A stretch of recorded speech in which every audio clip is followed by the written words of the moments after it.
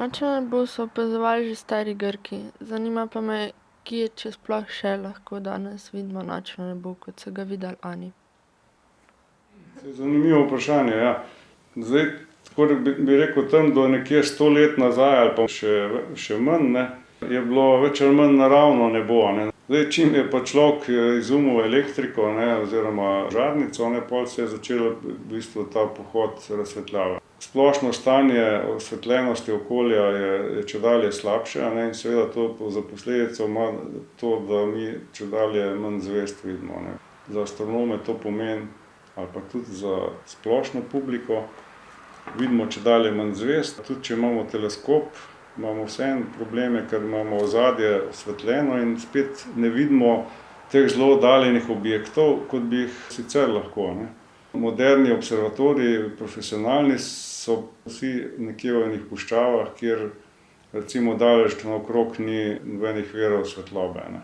Pomagamo si, kolikor se da, ne, ampak ne da se pa izogniti svetlobnemu onesnaženju, ne. Tudi če greste recimo na Kredarico, ko pogledate proti obzorju, se vidi to sipanje umetne svetlobe od naselij praktično v krogu 360 stopinj. Skratka, je to civilizacijski problem, ne, ker si s to umetno razsvetljavo v bistvu onemogočamo pogled v vesolje, a ne. Ta pogled so imele pa vse civilizacije do zdaj, ne, in mi je bilo to kot neka inspiracija, ne, tudi za vse te raziskave astronomske. Kako se je po vašem mnenju spremenil naš odnos do opazovanja nočnega neba z razvojem razsvetljave, ki pa preusmerja našo pozornost v tla? Čedalje več ljudi v urbanih naseljih živi, ne. Se pravi, na neki način nimajo več kontakta z primarnim okoljem ali pa z, bi rekel, bolj ohranjenim okoljem in je že to samo po sebi problem, ne. Zdaj, seveda, ko imaš pa vse osvetljeno, ne, si pa prikrajšan za opazovanje raznih takih zanimivih dogodkov, ne, ki bi jih, včasih so jih pač na podeželju, se je to, ne vem, je bil komet, so ga opazili, ne. Zdaj, danes je to bolj odvisno od tvojega zanimanja, ne, zdaj, če te to zanima, ampak to pomeni, da če hočeš opazovati te zanimive dogodke na nebu, ne, je treba potem se odpeljati nekam ven iz urbanih naselij, ne, na podeželje.